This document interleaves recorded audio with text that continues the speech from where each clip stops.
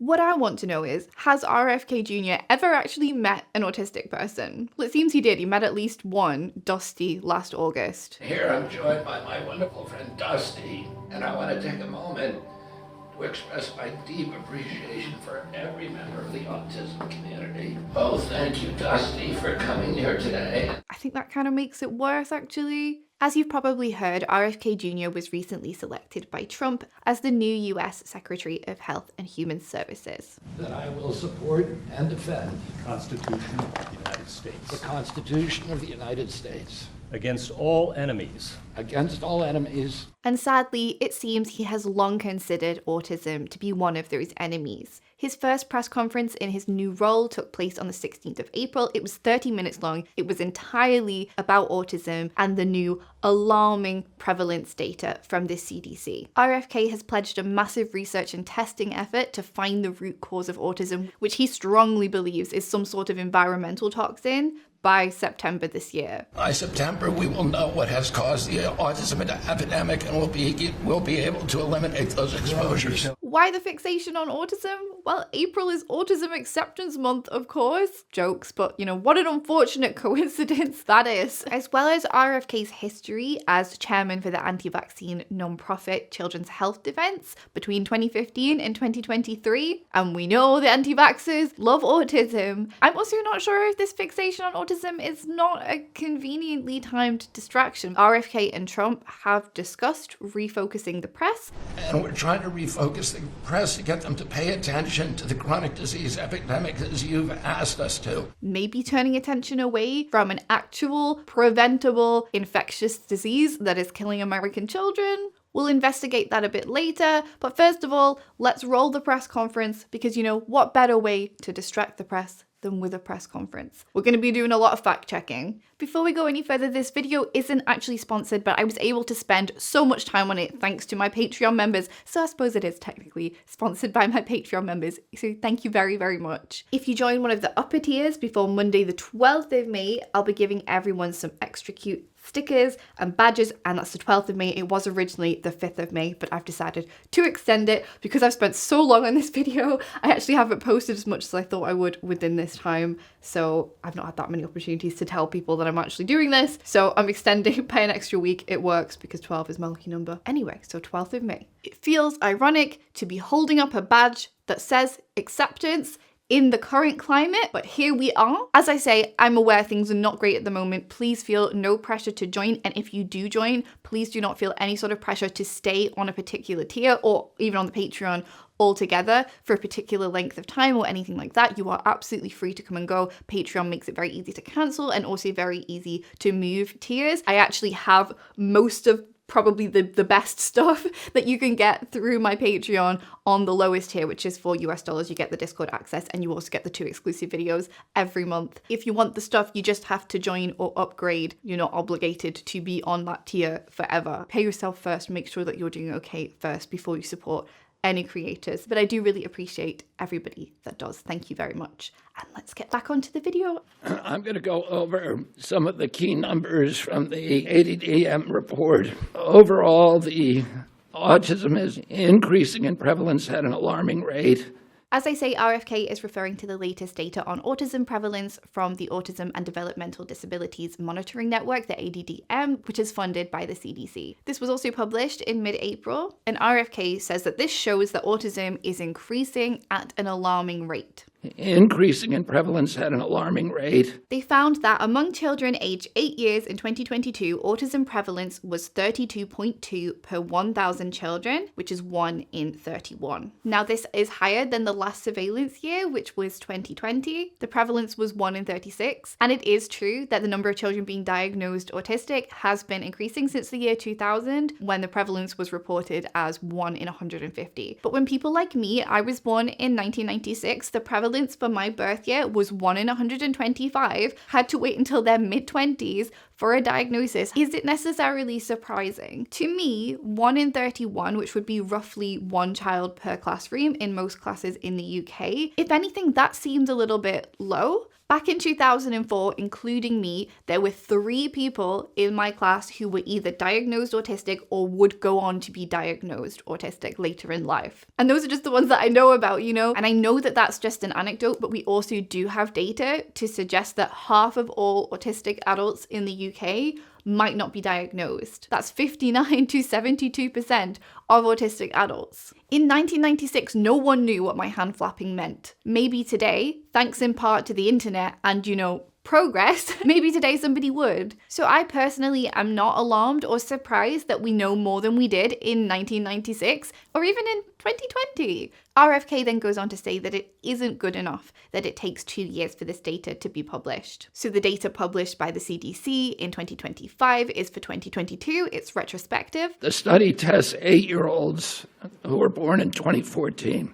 And by the way, these studies are 2 years later than they should be. And one of the things that we're going to do as we move this function to the Administration for a Healthy America, to the new Chronic Disease Division, is we are going to have updated real-time data so that people can look at this, so Americans can understand what is happening with chronic disease in this country in real time, and not have to wait 2 years to react. So we want real-time data, kind of like a YouTube subscriber count. I'm not sure of the logistics of that exactly. I guess we want it to be like COVID. We want to treat it like an infectious disease, be monitoring the numbers daily, which, seems a little bit ironic when you know how RFK felt about COVID, but there we go. The thing is, we wait for this data for a reason, so they have time to, do good science and stuff. These studies are not 2 years later than they should be. And by the way, these studies are 2 years later than they should be. The CDC don't hold off on publishing because they're lazy or because they're hiding something. This is a diagram from the ADDM about how they reach their estimates. They work in 16 different sites located all over the US. For example, they have 1 in California, 1 in Puerto Rico, 2 in Texas, and it's a 4-step process. Number 1, all 16 sites have to identify places within their community which diagnose and provide services to autistic people. Step 2, the various health, service, and education records of children who seem to be autistic in these locations are gathered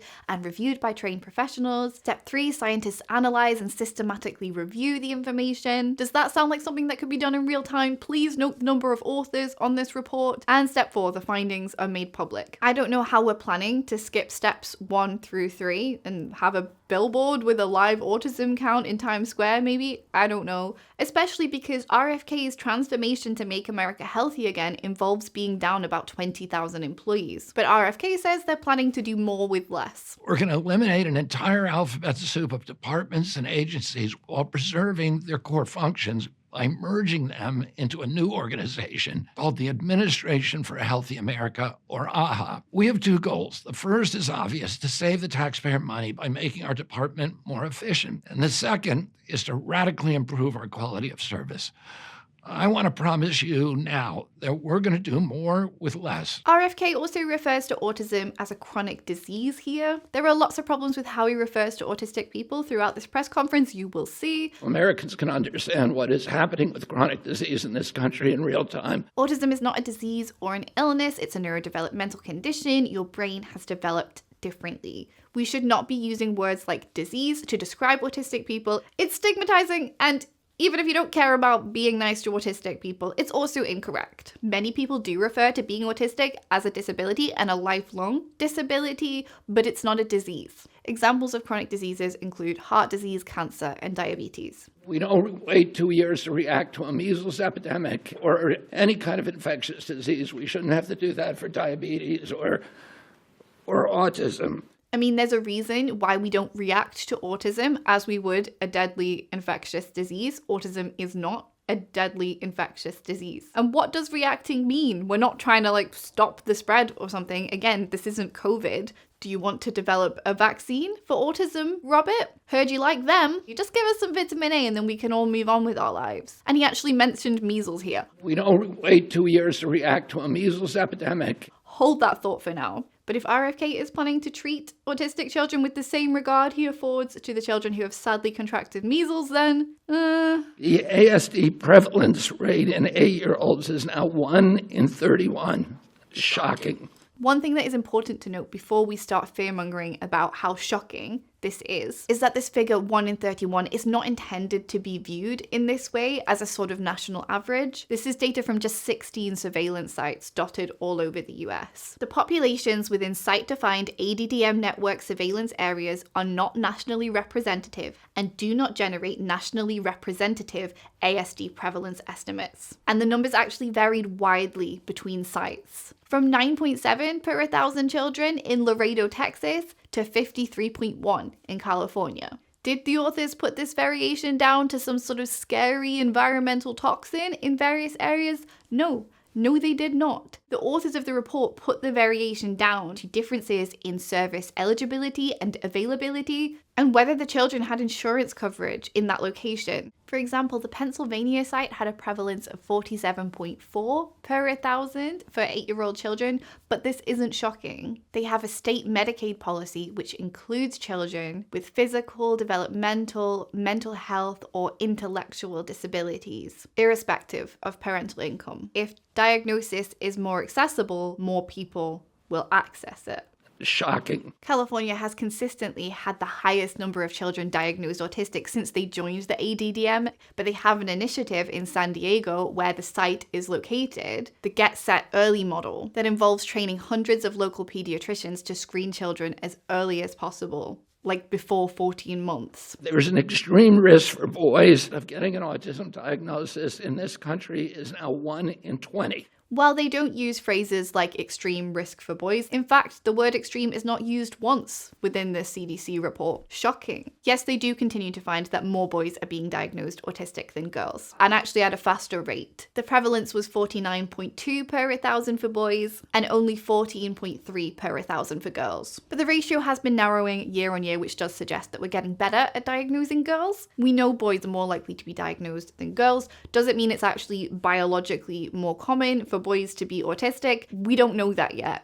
What we do know is that girls can present quite differently, can internalize their traits more, may mask more, may present quite differently than autistic boys, and autistic boys have kind of always historically been the stereotype. Again, I was not diagnosed until my mid-20s, and I'm in good company. It will be really interesting to see how that ratio changes over time. Apparently in 1995, one study found a ratio of 8-1, so quite different to the current 3.4-1 estimate. And as high in California, which has the best data collection. So it probably also reflects the national trend, 1 in 12.5 boys. Okay, I know I'm pausing a million times. Bear with me. Bear with me. So interestingly, it sounds like he's acknowledging that there may be many more undiagnosed autistic people across the US. It's just that diagnosis is not equitable. Not every location has made the same strides in early identification as California. Again, let's hold that thought. And as I say, the paper warns against generalizing this data to the whole of the USA. So we can't say that San Diego's data reflects a national trend. So it probably also reflects the national trend. But I'm glad that these boys are being identified. That's where we differ. I don't see it as a tragedy. This is part of an unrelenting upward trend. I wouldn't fearmonger with words like unrelenting because I don't believe that people suddenly become autistic on identification. The main reason we are finding more autism is simple. Clinicians are getting better at spotting what was always there. There is no simple test for autism, so diagnosing it requires substantial training in observational techniques. As a result, diagnosis can vary significantly depending on the population and the competence of clinicians. The CDC reports significant variation in autism rates from state to state and even from one school district to another, yet there is little biological evidence to explain this. The prevalence 2 years ago was 1 in 36. Since the first ADDM report in 1990, which was 1992 births, autism has increased by a factor of 4.8. That's 480%, I believe. The first ADDM survey was 22 years ago when prevalence was 1 in 150 children. In all the core states, the trend is consistently upward, and most cases now are severe. It's difficult to know exactly what he means by severe. This report does not measure anything like autism severity. It doesn't mention the DSM-5 support levels of these children. They do try and estimate the number of autistic children who also have an intellectual disability, which is sometimes what people actually mean when they say severe autism. And no, they did not find that most autistic people have an intellectual disability. They only had information on the cognitive ability of about 5,000 of the 8,600 8-year-olds, and just under 40% of those children were classified as having an intellectual disability. In the limitations of the report, they actually note that these children may not have had a clinical diagnosis of intellectual disability. This data was just based on their last IQ score, whenever that happened to be, and the median age of the IQ scores was 5 years old. I imagine IQ score is not super stable at that age, and it's certainly not a kid's destiny. But severe sounds scary, and for some reason we want to scare the American public about the existence of an already marginalized group. What's new, I suppose? What's new? The only time the word severity is used within the report is in the introduction to say ASD is recognized as a heterogeneous condition with wide variation in the type and severity of signs, symptoms, and levels of support needed among persons with ASD. So no, not most cases are severe. 25% of the kids who are diagnosed with autism are nonverbal, non-toilet trained, and have other stereotypical features, head banging, tactile and light sensitivities, stimming, toe walking, etc. So now for some reason he says 25% of the children fit into his definition of severe here. Does 25% sound like most to you? What would you say is most? I feel like that needs to be 75%, 70%, 60%. At least more than 50% and 40% of the children were identified as having an intellectual disability. So none of this comes from the CDC report that this press conference is supposed to be about. There is nothing about specific autistic traits, nothing about toilet training, head banging, toe walking. It's funny to me that these traits are used as examples of how people with severe autism behave. The scary kind of autism which deserves to be pathologized. Because I have most maybe, of these traits. Although I can speak and I am toilet trained, I still toe walk and stim every day for much of the day. Is my existence and the existence of people like me really so scary? It really upsets me when harmless forms of stimming are demonized. Yes, things like headbanging and autistic meltdowns are a real safety concern for autistic people all over the spectrum, but safe stimming can be so important for an autistic person's mental health. See this video here. One of the things that I think that we need to move away from today is this ideology that the autism prevalence increases, the relentless increases, are simply artifacts of better diagnoses, better recognition, or changing diagnostic criteria. Why though? Why do we need to move away from the idea that more people are being diagnosed because of better diagnosis, better recognition, or changing diagnostic criteria? That sounds completely reasonable to me and is the conclusion of the very report that you have supposedly called a press conference to discuss. This is from the conclusion of the CDC report. Differences in prevalence over time and across sites can reflect differencing practices in ASD evaluation and identification and availability and requirements that affect accessibility of services, e.g. meeting financial or diagnostic eligibility requirements. If you look at Table 3 of the ADDM report, it's clear that the rates are real, that they are increasing year by year. There is a steady, relentless increase. So Table 3 of the ADDM report is the table of IQ scores for 8-year-olds with ASD. But go off, I suppose this table shows us that rates are real, specifically. I don't know what he was talking about there. Year by year, there is a steady, relentless increase. Increase in diagnosis rates, to be clear. I cannot tell you how much I dislike this fearmongering. Just because something isn't diagnosed doesn't mean it doesn't exist, especially when that diagnosis is based on observing and interpreting somebody's behaviors rather than a biological test. I was called weird and a freak long before I was diagnosed, but the CDC has not been collecting data on that. Therefore, had I lived in America in 2004, I would not have been included in this data. This epidemic denial has become a feature in the mainstream media. Obviously, there are people who don't want us to look at environmental exposures. Okay, so we're doing conspiracy theories. It was only a matter of time. Yes, because the mainstream media love autistic people so much and would never fearmonger about environmental exposures. Except we see that all of the time. I think scientists don't want to look at environmental exposures like vaccines anymore. I think that's correct. That's because that's been debunked. The paper that suggested that the MMR vaccine was causing autism has been fully retracted. The doctor who wrote it is disgraced. RFK is not a huge fan of the MMR vaccine, by the way. Why waste time and resources doing unnecessary research? That doesn't sound very good for the taxpayer. To save the taxpayer money by making our department more efficient. We have known autism is highly heritable since the 1970s, and we know this from twin studies. When one identical twin is autistic, there's about an 80%, maybe even as high as 96% chance that the other is too. That's why scientists tend to focus on genetic research when it comes to autism, despite that also being pretty controversial in the autistic community. Even if there are environmental causes, we know that genetics is the larger contributor. But environmental causes are absolutely studied, don't get me wrong. And I think it's actually really appealing because people want an easy fix, and the genetics of autism are just really, really complicated. The controversial charity Autism Speaks continued to fund research into whether vaccines cause autism for long after it had been disproven, despite the fact that prominent employees resigned in protest. If you keep looking under the same rock, you're going to keep finding the same thing. Over and over, the science has shown there is no causal link between vaccines and autism. You will find no shortage of studies hunting for an environmental cause of autism. I don't think there's any reason to believe there's a mainstream media conspiracy. The CDC themselves have a research project called SEED, under which they have studied, among other things, maternal weight, exposure to air pollution, maternal diabetes and hypertension, prenatal alcohol, and cigarette smoke exposure. And we cannot definitively say that any of these things have a causal link to autism, by the way. And so I want to just read you some of the little excerpts from some of the older studies. Older studies. That sounds promising. The baseline for autism in this country was established with the largest epidemiological study in history, a study of all 900,000 children in the state of Wisconsin, children under the age of 12. They found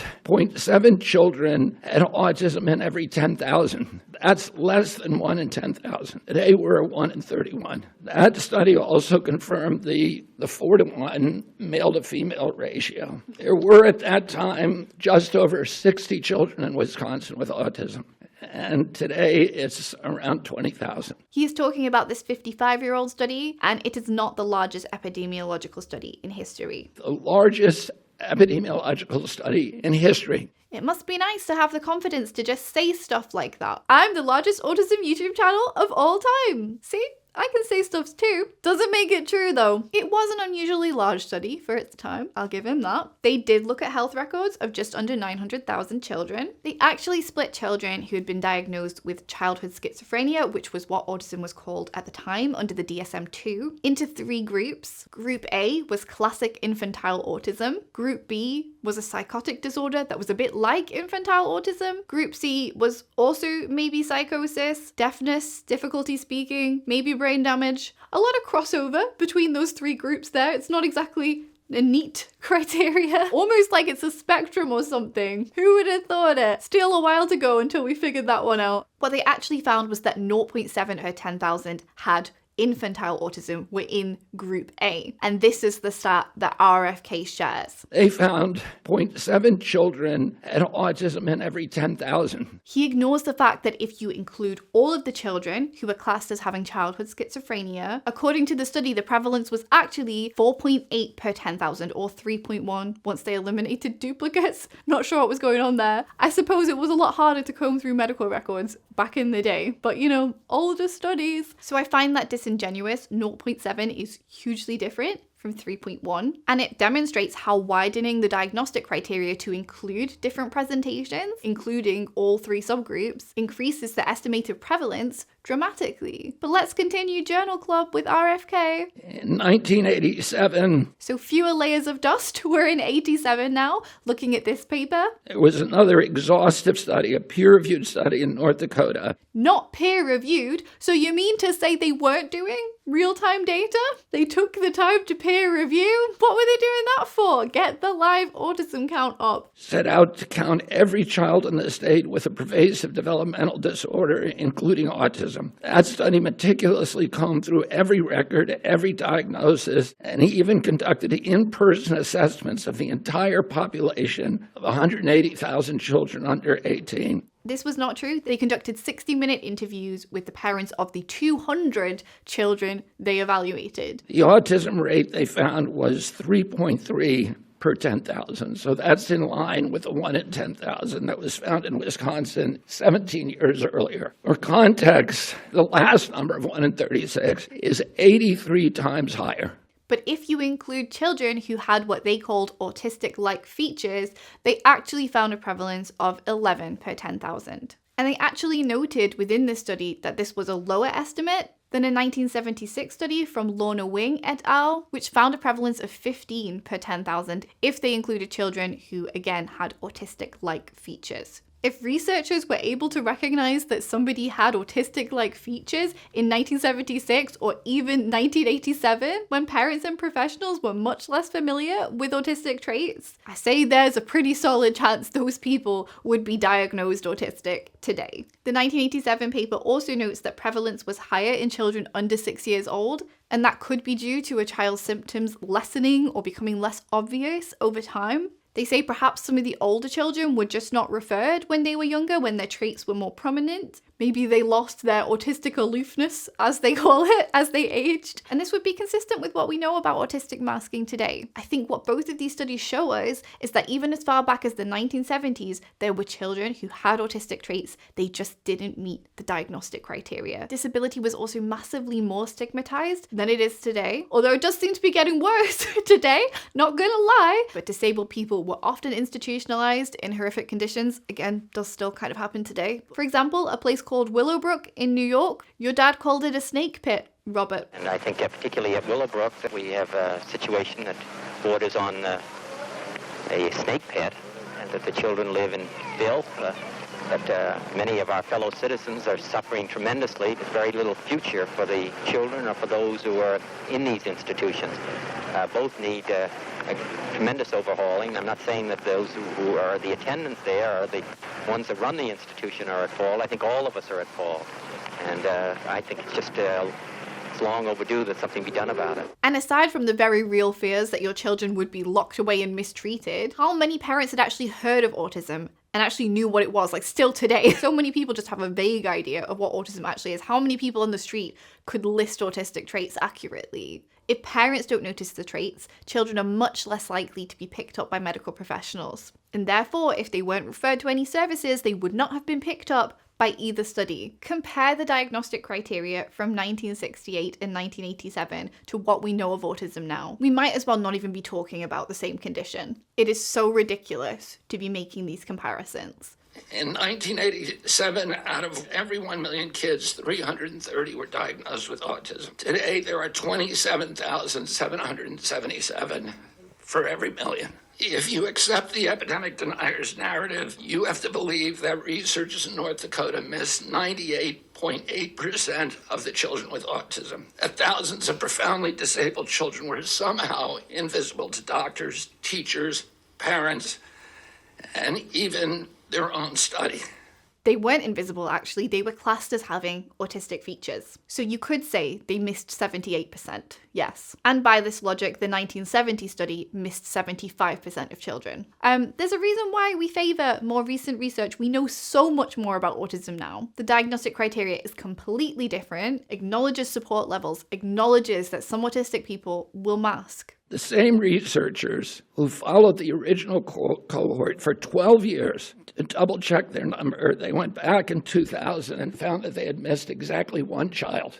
So there is a follow-up to the 1987 study from the same authors 12 years later. It was published in 2002. It just says 10 of the 52 people identified as having a pervasive developmental disorder in the first study declined to participate, and that one of the remaining 42 died. There's absolutely nothing about them finding an extra person, though. The study wasn't about finding extra people or reassessing prevalence. It was just about following up on those original patients, seeing how they were doing. They wanted to judge their outcomes, and they found that a lot of them had improved in functioning, whatever that means exactly, and had had a reduction in comorbidities.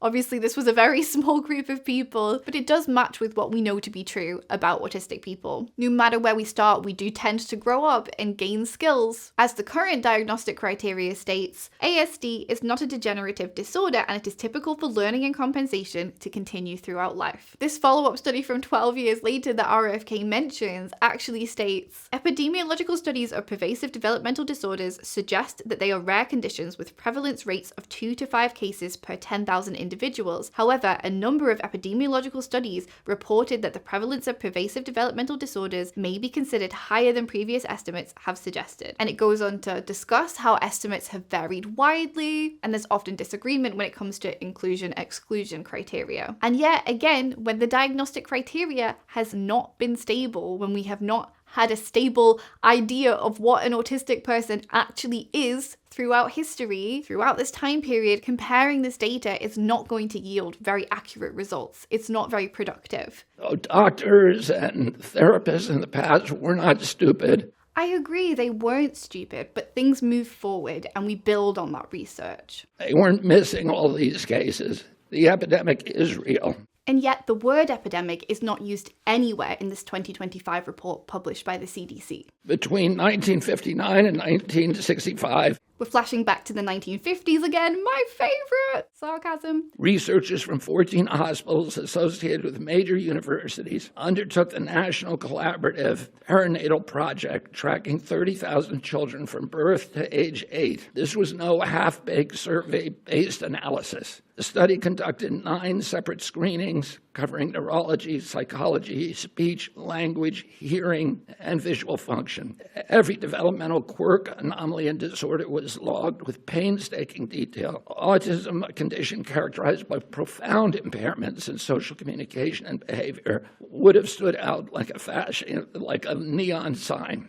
Again, autism fell under childhood schizophrenia until 1980, with traits such as failure to develop identity separate from the mother's in the diagnostic criteria. The very first person to be diagnosed autistic ever died less than 2 years ago. Before Donald Triplett was diagnosed around 1940, the prevalence would have been 0. Does that mean that no one like him ever existed before, despite the fact that we know genetics play a major role? I doubt it. But autism as a label is still so new. 60 years ago, do I think the traits of autism would have stood out like a neon sign? Not if people didn't know what to look for, no. I'm sure many autistic people were diagnosed with something, maybe schizophrenia, maybe an intellectual disability, maybe just generally seen as weird, eccentric, maybe burnt as a witch, a general societal outcast, possessed by demons.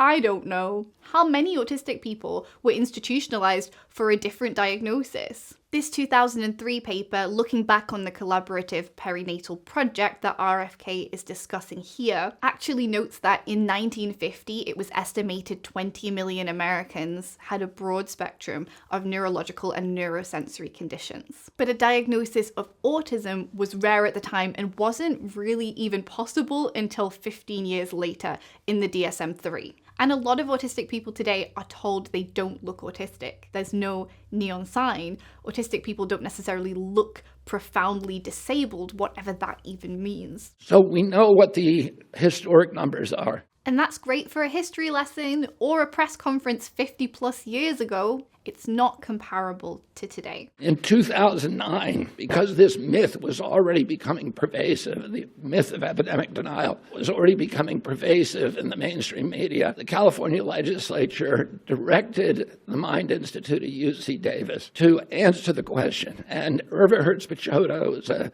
highly esteemed, revered scientist, neurology, and epidemiologist, came back with a definitive answer: the epidemic is real. Now we're in 2009, looking at a paper by an epidemiologist. I think RFK also refers to them as a neurologist, but they're an epidemiologist. So her job is to study environmental exposures, and she does. She has been for years. The powers that be have not stopped her yet. This paper does not use the word epidemic or anything similar. They looked only at California, and their conclusion was that younger age at diagnosis, changes in the diagnostic criteria, and inclusion of what they called milder cases, it didn't fully explain the autism increase. Other artifacts have yet to be quantified, and as a result, the extent to which the continued rise represents a true increase in the occurrence of autism remains unclear. They said it was unclear. There was no definitive conclusion. Came back with a definitive answer. The epidemic is real. No, they did not find evidence of an epidemic of some sort of specific environmental toxin that was affecting children in California. California, the state which, in RFK's own words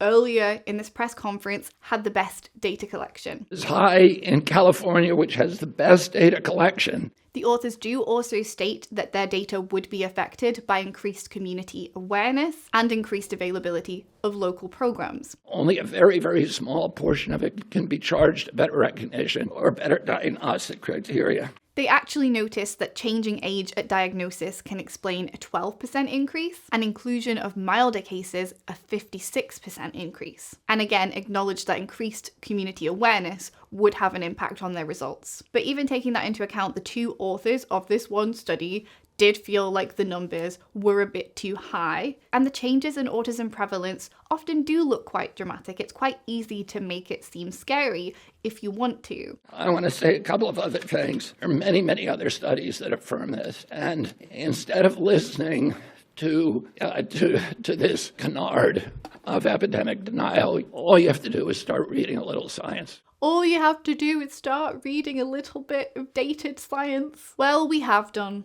Thanks, Bobby. I really enjoyed Journal Club. Because the answer is very clear, and this is catastrophic for our country. There's a recent study by Blaxell et al. And a team of other researchers that said that the cost of treating autism in this country by 2035, so within 10 years, will be $1 trillion a year. So, very interestingly, the study he is referring to here, it's getting worse, things get worse. As we go on, we have to laugh or we shall cry. It is called Autism Tsunami: The Impact of Rising Prevalence on the Societal Cost of Autism in the United States. And it has been retracted after review by experts. There were various concerns about the methodology, including use of higher estimates and assumptions that inflated costs, together with failure to consider discrete events that occurred in referent years, including changes in definitions, alternative surveillance methods, and alternative explanations which may contribute to changes in diagnosis.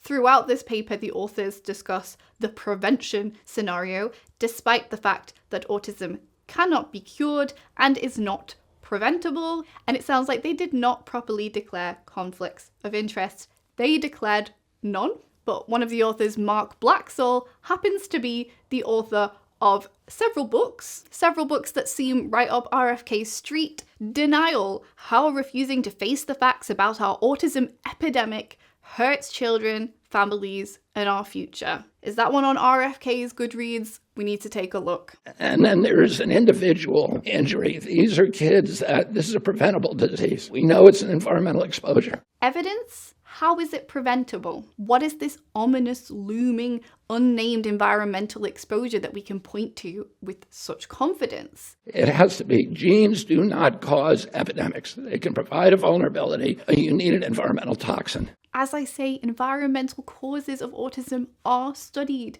It's not a conspiracy. It's actually kind of tricky to find a paper sometimes about autism that's not trying to look for a cure or a cause. It's actually really, really annoying and frustrating. There are some widely accepted environmental risk factors that are linked to autism. We can't definitively say that any of them are a cause of autism, that there's a causal link, but these include preterm birth, low birth weight, parental age, maternal diabetes or infection. If you are so worried about developmental conditions, RFK, you might want to encourage women to get the MMR vaccine. This is because it protects against CRS, congenital rubella syndrome. This can cause a long list of complications, including cataracts, deafness, intellectual disability, and brain damage. It's incurable, but unlike autism, it is preventable if you make sure you're up to date on the MMR vaccine before you become pregnant. Irva Hertz-Pachoda pointed out that because of this mythology, that the amount of money and resources put into studying genetic causes, which is a dead end. source for any of that? It has been historically 10 to 20 times the amount spent by NIH and other agencies to study exposures, to study external factors, and that's where we're going to find the answer. Being so confident is just a little worrying, feels a bit unscientific. So far, I haven't heard a hypothesis from RFK or from the conclusion of any of these studies. There's just a vague environmental cause out there somewhere. And oh yeah, autism is preventable because I said so. Trust me, bro. This is an individual tragedy as well. Autism destroys families. And here we go. My family's doing pretty well. Thanks for asking, though. It's giving the 2009 advert, I am autism. I am autism. I work very quickly. I work faster than pediatric AIDS, cancer, and diabetes combined. And if you are happily married, I will make sure that your marriage fails. Which I think demonstrates the strides we've made in destigmatization since then. And more importantly, it destroys our greatest resource, which are our children. These are children who should not be suffering like this. There are many autistic people who would not describe their existence as suffering. Being autistic doesn't automatically equal suffering. For me, yes, I think my life is more difficult in some ways and has been more difficult because I am autistic, but also the things I like best about myself are connected to me being autistic. If I wasn't autistic, I wouldn't exist because it's connected to every part of me, and I do like existing. In my lowest points, I may have said otherwise, but truthfully, I would like to continue existing. I think we deserve to be here. Just saying. These are kids who, many of them were fully functional and regressed because of some environmental exposure into autism when they're 2 years old. He doesn't come right out and say it, but when you take into account opinions that RFK has previously made known, this makes me very worried we're actually talking about hinting towards vaccines. It's the fact that he talks about a regression around the age of 2 specifically. Some parents do notice a regression in their child's skills prior to them getting an autism diagnosis, and this is often around 15 months of age, which is just a few months after children will typically have been given their first dose of the MMR vaccine. In his fully retracted paper on only 12 children, only 9 of whom were actually autistic, Andrew Wakefield unfortunately popularized this idea that the MMR vaccine caused a gastrointestinal condition and a neurodevelopmental regression. We have tons and tons of data disproving this, but unfortunately that legacy from the late 90s still lives on. I really hope I'm wrong. I really hope RFK does not plan to look into vaccines again. But back in January, when he was asked about the MMR vaccine and autism during his confirmation hearing, he failed to give a yes or no answer. The context of what I'm about to ask is that there's multiple studies establishing the safety of measles and hepatitis B vaccine, and specifically that they are not a cause of autism. If you are approved to this position, will you reassure mothers unequivocally and without qualification that the measles and hepatitis B vaccines do not cause autism? Senator, I am not going into the agency with any... Well, that's kind of a yes or no question, because the data is there. And that's kind of a yes or no. And I don't mean to cut you off, but that really is a yes or no.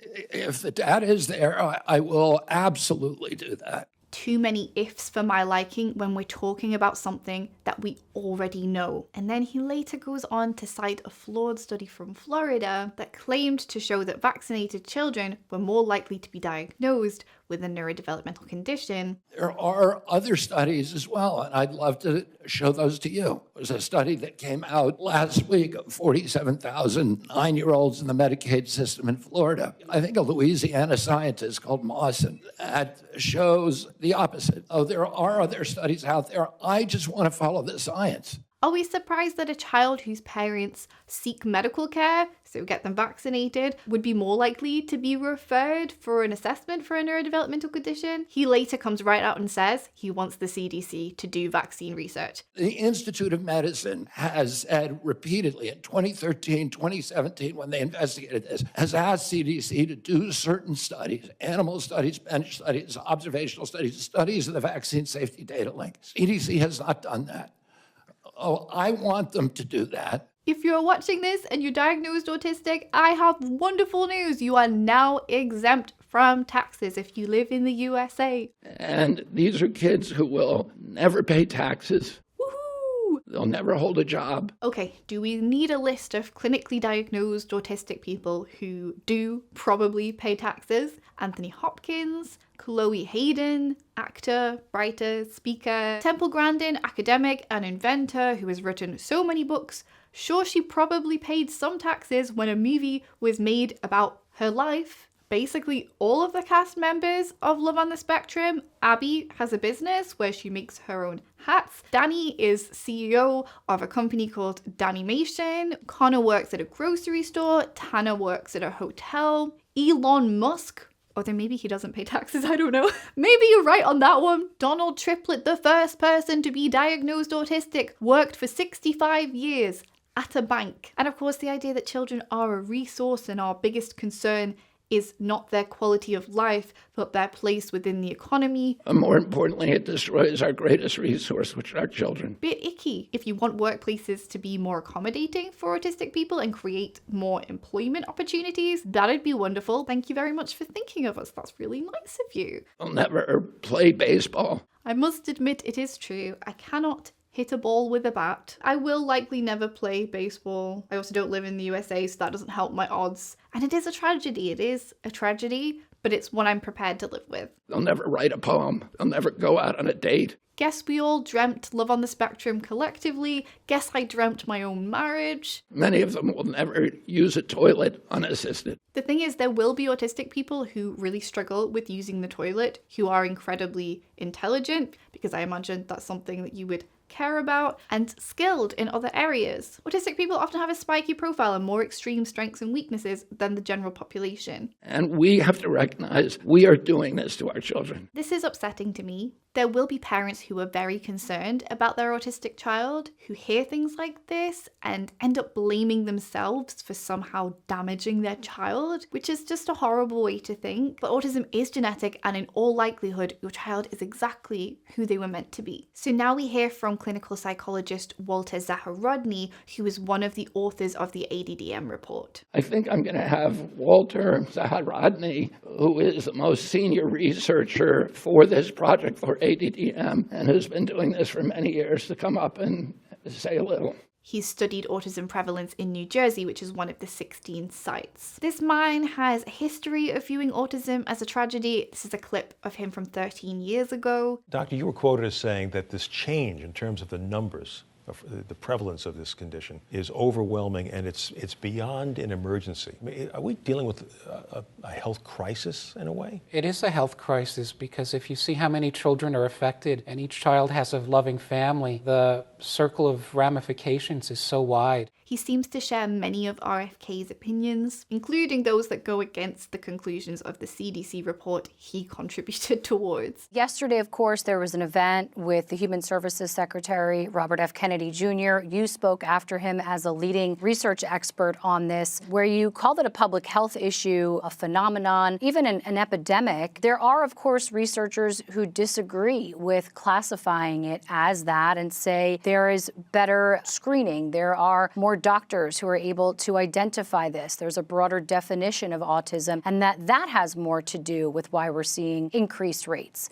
Why do you disagree? None of the three things you mentioned are true. I wish these experts would tell us what their evidence is. I'm strongly oriented to evidence and data, and I don't see any data that shows that autism screening has really made a difference. Except the CDC report that you put your name on concludes differences in prevalence over time and across sites can reflect differing practices in ASD evaluation and identification and availability and requirements that affect accessibility of services, e.g. meeting financial or diagnostic eligibility requirements. So how can you sit there and just say, that's not true, with no nuance whatsoever? None of the three things you mentioned are true. Do you disagree with the CDC, actually? When we began our endeavor with CDC, we expected to do maybe 2 or 3 baseline studies to establish how many children have autism, because it was not expected that autism prevalence would increase. Other childhood disabilities, neurologic disorders do not increase or change over time. But somehow, for some reason, with autism, everything was different. Except better public and medical awareness brought broadening diagnostic criteria and improved diagnostics actually have led to a steep increase in children being diagnosed with other conditions such as ADHD or Tourette syndrome.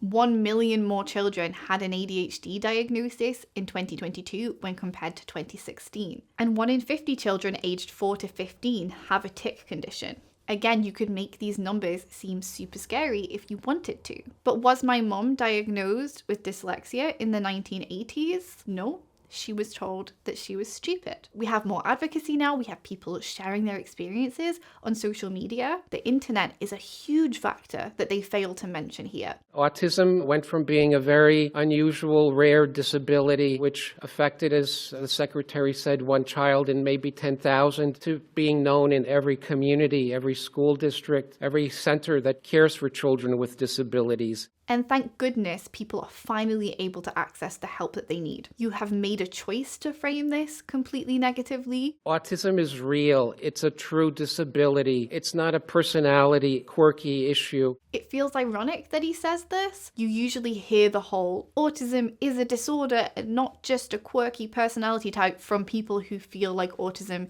is being overdiagnosed, that the diagnostic criteria is just too broad now, that we're pathologizing personality. But this man is actually saying the opposite. He's saying increasing diagnosis rates reflect an epidemic, not overdiagnosis of autism. I guess what he's basically trying to say is that he disagrees with the neurodiversity movement, and basically that we should be viewing the existence of autistic people as a tragedy, and autism is something that should be stigmatized. Everything has changed for the individual with autism, and while there's a wide range of expression, it does change the family, and it does inevitably change the community and the society in which we find it. I am sorry that my existence is such a net negative on my community, sir. I shall see myself out. Autism prevalence has increased very dramatically. It's increased in New Jersey, where we have excellent resources and access to services. So you mean to say they found a higher prevalence in sites where there are great services in place? Surprised Pikachu face? And it's increased in all the states in the network. It varies massively between sites, as we've already discussed. It is a true increase. There is better awareness of autism, but better awareness of autism cannot be driving a disability like autism to increase by 300% in 20 years. That's something he said in the past, that it's hard to make the case that it's down to increased awareness. It's hard to make that case that all of the difference is accounted for by better awareness. In my opinion, if we had better awareness, we'd see incremental improvement over 4 or 5 years, 5%, 10%, but not a dramatic increase the way we see. But why? Surely more awareness leads to more awareness, and it's kind of like a snowball effect, particularly when you take into account advancing technology. Without the internet, would I have ever been diagnosed? I very, very much doubt it. I mean, even my little channel has reached millions of people all over the world. I couldn't have done anything like this in the 1990s, and I would have had no idea that I was autistic in the 1990s. The data provided in yesterday's report strongly suggests that not only is this a high point of autism prevalence, but in the future, rates can only be higher. Not if RFK manages to scare everyone off getting an autism assessment. Autism deserves to be treated as a real public health phenomenon, and I would say is an urgent public health crisis. You could say it's a public health crisis in the fact that so many autistic people have historically gone through life undiagnosed and therefore unsupported. There are more autistic people than we thought, and they probably need help. This is also actually acknowledged in the conclusion of the CDC report. Continued increases in prevalence and improvements in early identification of ASD could indicate increasing needs for services. And they also note support and needs for autistic adults as a future direction for the ADDM network. It's not just that we're more astute or perceptive. It's not like 2 or 3 children for every one with autism has remained invisible. Autism is striking, and the consequences are lifelong. First of all, autism is a neurodevelopmental condition. Your brain has developed differently It is not something you can necessarily see. It is diagnosed based on observing behavior. It is not always striking, which is acknowledged within the DSM-5 diagnostic criteria. You would hope a clinical psychologist would know that. I would urge everyone to consider the likelihood that autism, whether you call it an epidemic, a tsunami, or a surge of autism. So he uses the word tsunami here. Is it a coincidence that that's the same language as the retracted paper we mentioned earlier? Surge of autism is a real thing that we don't understand, and it must be triggered or caused by environmental or risk factors. Is this not a bit insulting to all of the scientists who came before him, who conducted those twin studies, who discovered that autism is highly heritable? To say things like, we don't know where autism comes from, shrug, probably something in the environment. We don't understand. When you're going against the scientific consensus like this, the burden of proof is on you. And so far it seems like we don't even have a hypothesis. We're just saying stuff. We need to address this question seriously because, in my opinion, for the last 20 years we've collected data but not made real progress in understanding what causes autism or how to effectively prevent it or treat it effectively. I think it's interesting to point out that over in the UK, although things are not perfect for autistic people here, we really don't tend to view autism as something that needs treating. We don't see autism as an illness. We rather look for ways to support autistic individuals. We don't always do the best job of that, but in theory, that's what we aim to do. But in the US, ABA therapy is a multi-billion-dollar industry. In the UK, you can find ABA therapy if you want to, but it's not offered by the National Health Service. It's not very common or mainstream, and it's probably a bit more controversial. Would kind of be interesting to know, like, do we have dramatically worse life outcomes for autistic people over in the UK as a result of less treatment? I think the stats on unemployment and things like that are pretty high for both countries. So I don't know, is ABA therapy worth those billions of hard-earned dollars spent by parents who feel quite desperate? It is a bit concerning, but regardless, this medicalization and pathologization of autism is not reflected worldwide. It's not the way things have to be. So I urge you to read the report very carefully. I urge you to do something that nobody does and go into the many supplemental tables and see that autism is a true phenomenon and that we need a correct perception, not a perception that allows us to just provide services without understanding the root causes or the true factors at play. Except you know people won't read the report and won't go to the supplementary tables, so you just say stuff. Most people don't have time. Let me just say one other thing. I referred to a number of studies. There are many, many, many others in the scientific literature that absolutely explode this mythology that the autism epidemic is not real. If you read the literature, it is absolutely indefensible to continue to promote this. If you read the literature, it's absolutely indefensible to go against the scientific consensus in this way. Yes, more people are being diagnosed, but there is no scientific consensus that there is an autism epidemic. Again, it makes it seem like you're relying on the fact that people won't read it. And who can blame them for thinking that they can trust their health secretary at a press conference with a clinical psychologist? Sadly, I think he's using words like epidemic to create false hope of a cure or something like that, which he will of course find by September, and of course it won't be vaccines. It doesn't take you to read the literature. It just takes a little common sense. So never mind, don't read it actually. If the epidemic is an artifact, a better diagnostic criteria or better recognition, then why are we not seeing it in older people? We are seeing an increase in late autism diagnosis, absolutely. I am one of them, I do exist. Diagnosis rates in adults between the ages of 26 and 34 increased by 450% from 2011 to 2022, according to this study. In the 35 to 44 age group, it was an increase of 338%. Is it an epidemic? Are we all catching the autisms? Or are we maybe using the internet, learning some more about ourselves, going to get a diagnosis, or maybe our children are going to get a diagnosis because children are more likely to be diagnosed today, as you can see from the CDC data. And then the diagnostician goes, oh, autism is genetic. Do you have any other autistic people in the family?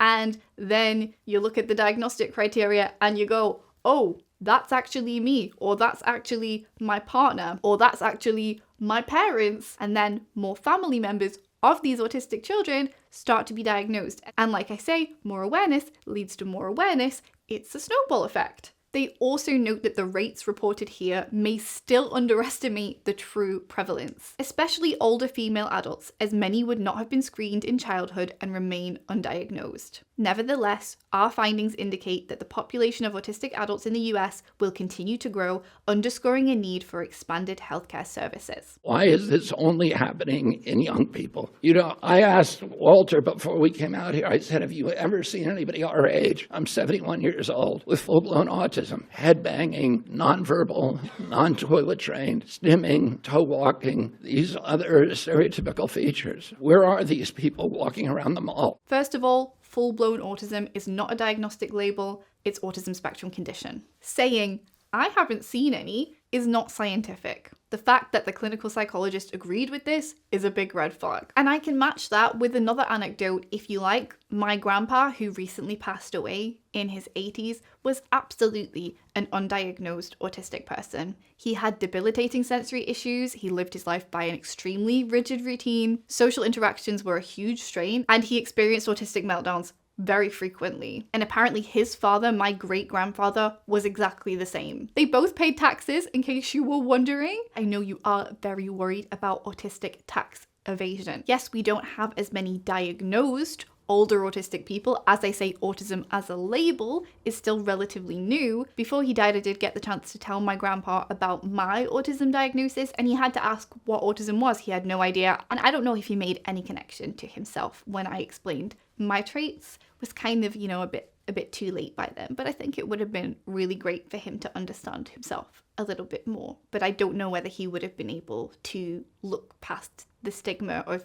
being diagnosed with any sort of label. But older autistic people do exist, do need support, do need more research. Autism often is viewed in this way as a children's condition, and that doesn't help older autistic adults. At least weekly, I have someone in my comments sharing their story, saying that they are a late identified autistic person between the ages of 50 and 80. There are a lot of older adults who watch my channel. There is absolutely a lost generation who went under the radar or were misdiagnosed, sadly. You can't find them. They're not in homes. There are no homes for them, are no institutions for them. Why are we seeing them on the street? Anybody can look around and see that this is a canard. Do you frequently visit hospitalized autistic adults? Because if not, that might be why you don't see them. Supported living and residential services for autistic adults exist. I don't really know what you're talking about. And then you have to ask yourself, why is it so pervasive? Why has it been thrown up against us for so many years? And clearly there are industries, and somebody made a profit by putting that environmental toxin into our air, our water, our medicines, our food. Who, as I say, environmental research has been ongoing. They haven't found this singular environmental toxin that causes autism, and they certainly haven't found that it's vaccines or the MMR vaccine specifically. And it's to their benefit to say, to normalize it. To say, this is all normal, it's always been here. So this is a direct attack on the neurodiversity movement, basically. We want to encourage stigma, encourage the othering of disabled people, to push back on the idea that autistic people are normal people who deserve respect, who deserve to be treated as human beings. But that's not good for our country. And within 3 weeks, and probably we're hoping in 2 weeks, we're going to announce a series of new studies to identify precisely what the environmental toxins are that are causing it. This has not been done before, and we're going to do it in a thorough and comprehensive way, and we're going to get back to with an answer to the American people very, very quickly. This research has been very concerning to the autistic community. Surprise, surprise. It's kind of hard to trust somebody who thinks you're a disease. And this disease that is destroying our kids is probably the biggest issue. It's been a bit unclear what the health department plans to do with Autistic Americans' data. Are they building an autism registry, maybe for real-time data, or are they not? Regardless, even if no one accesses your personally identifiable information, this research is not useful or helpful for autistic people. It's very frustrating. We need support. We need to look at ways to improve quality of life. Quality of life is a phrase you so seldom see in autism research. It's such a shame. I get the sense that there's no amount of data in the world that you could show RFK on vaccines that would reduce his skepticism, change his mind. He will continue to ask the same questions and cling to small, flawed potentially retracted papers that say what he wants to hear. I mean, this man has praised Andrew Wakefield. If you don't know how horrifying that is, please watch this video from H-Bomber Guy about autism and vaccines. I think RFK is going to continue to waste time and resources, and sadly it's all at the expense of a group who is already marginalized,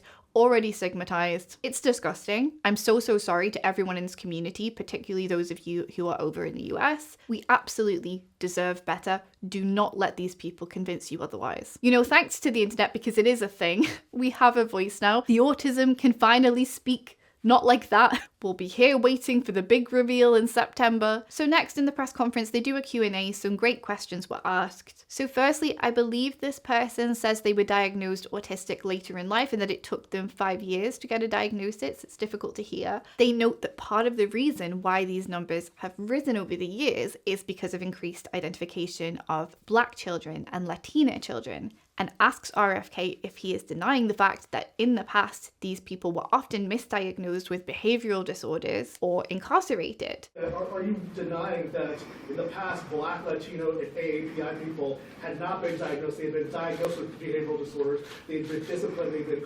incarcerated, and now they're finally getting the services that they need. And RFK's response is to make up figures. There are small slivers of the autism epidemic, maybe 10% to 25% according to the studies. The highest studies are around 25%. That can be attributed to better recognition and better diagnosis. That means 85% or 75% to 80% are part of an epidemic, and that's too many. And that is what we need to redress. Where does that 25% come from? The 25% of children who were classed as having infantile autism in 1970? I have no idea. It doesn't come from the CDC. There's better recognition of autism and better awareness because there are more children with autism. And now we're trying to play chicken and the egg. We're apparently only more aware of autism because there is more of it. I wish the contrary was true, but it's not like better awareness pushes something that's not there. Rather, something that's there is being recognized. You see, no one is trying to say that autistic people don't exist. This person said that autistic people are finally being correctly diagnosed. If you disagree, which means you disagree with the CDC and the scientific consensus, you need to explain why. It goes on, RFK states that they're going to look into basically every environmental exposure that has ever been researched or linked with autism, however tenuously. That includes mold, food additives,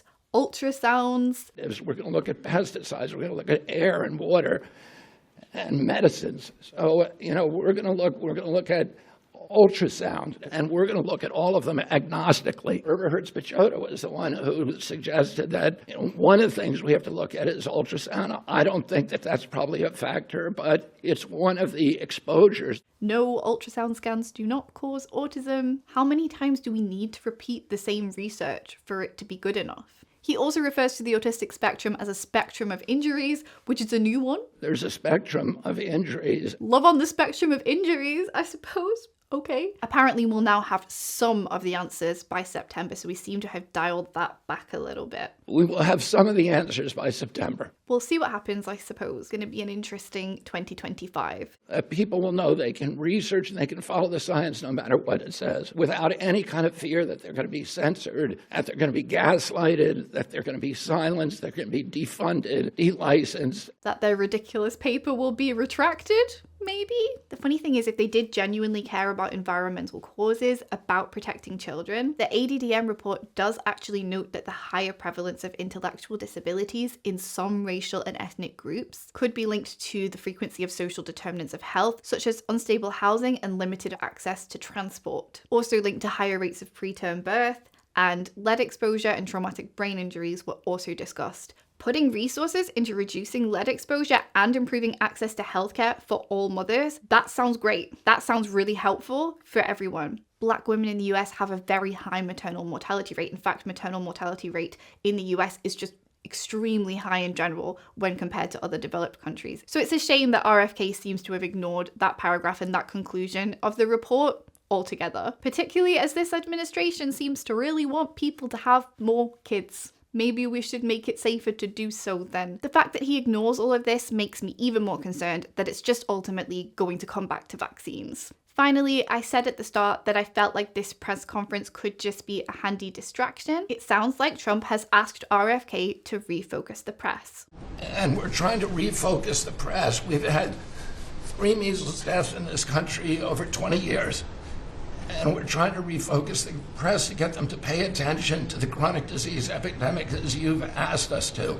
And there he's indicating to Donald Trump, who's sitting at the table. I think he's trying to undermine the seriousness of the current measles outbreak in the US, almost trying to normalize it, and then saying, but look over here at all this diabetes, look at all this autism. These are really big, scary numbers. We have an autism epidemic. And Trump refers to the rising rates of autism as a horrible statistic. Thanks. That's a horrible statistic, isn't it? Again, forgetting that autism is not the preventable infectious disease killing children, measles is. As of recording this video, there have now been 3 deaths from measles in the US, 1 unvaccinated adult and 2 unvaccinated children. These are children who should not be suffering like this. But don't worry, RFK attended the funeral of one of the children, so it's all fixed now, and then waxed lyrical about the Mennonite community and their lack of cell phones. Mennonite community was beautiful to me because I went to a large lunch with the whole community, and you had, boys and girls sitting together, and nobody was on a cell phone. But of course, RFK's own children were vaccinated, a decision that he now says he regrets. At current vaccination rates, measles could soon become endemic in the US. If vaccine rates drop just 10%, there could be 11 million more cases in the next 25 years. And we have to recognize we are doing this to our children. This is so sad because in the year 2000, measles was declared eliminated in the US. RFK has falsely claimed that the children who died were already sick. It was a disease that attacked the sick. And that's true with all infectious diseases. That the measles rates have plateaued, and tries to downplay the stats by comparing to Europe, where rates are also on the rise and very high in places like Romania and Kazakhstan, because of declining vaccination rates, of course. And finally, the CDC has done an amazing job at getting the measles outbreak under control. We have about 680 cases now in 22 states, compared to the same outbreak in Europe, which is 127,000 cases and 37 deaths. Our numbers in this country have now plateaued. Measles can cause stillbirth. Rubella, the R in the MMR vaccine, as I said earlier, is very dangerous to a developing child and again can cause death. If RFK cared about children, he would encourage people to vaccinate. And he would be deeply concerned about this outbreak in the US. And yet, where is that press conference? We're wasting our breath talking about autism. We're refocusing the press. If anything, we're scaring parents away from vaccinating their children for fear of this unknown toxin. It's a joke. Making this video has been pretty exhausting. I hope it was useful. I'm kind of left with a bit of a sense of what was the point, because I can spend ages fact checking and debunking all these things and they can just come out tomorrow and just say a whole load of other stuff. And unfortunately, people listen. RFK has a huge following and has been massively influential. Anyway, please look after yourself. Watch something nice after this. We recently made another silly autism memes video, so I'll leave that one linked. Go engage in your special interest. Go play The Sims. Go do something fun. You deserve to exist. And you are not a disease. We have to say our affirmations so we can get through. We are not a disease, but measles is. If you would like to support the channel, if you appreciate the amount of research that goes into these videos, and if you are able to, I would really appreciate it if you could support me over on Patreon. I will leave it linked down below. Most of the stuff available on Patreon is available to people on the lowest tier. You get Discord access, you get access to hours of exclusive content. If you join a higher tier by the 12th of May, you'll get badges and stickers. You're not obligated to stay on that tier. Feel free to come and go and switch tiers as you please. And always look after yourself first before you start supporting any creators online. If you would like to stay on YouTube, I actually have a video about The Unbreakable Boy, which stars an actor who is actually a big fan of RFK, but also happens to be neurodivergent himself. It's an interesting journey, that one. Even if you don't have any interest in the movie, you might find that one an interesting ride. So I'll leave that linked on screen as well. Thank you so much for watching. I'll see you in my next video very soon. Goodbye.